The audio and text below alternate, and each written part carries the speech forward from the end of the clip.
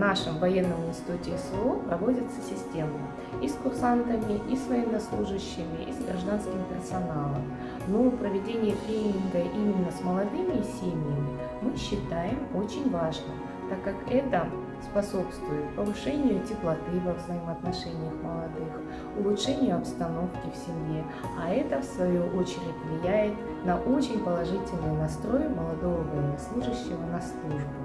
Отношения в коллективе улучшаются, тем самым повышая боевую готовность подразделения. Только ты для меня самый важный человек. Так, еще. Что вы еще хотели сказать? Только Говорите. ты для меня самая красивая, ты для меня готовишь самую вкусную еду. Да.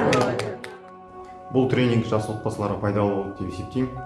Бұл жас жанұяның біртұтастығына, жұбайлардың бір-бірін жетік түсінуіне, бір-біріне деген көзқарасының дамуына ықпал етеді. Алдағы уақытта осы тренингтерден үйренгендерімізді отбасылық өмірде пайдалануға болатынын түсіндім.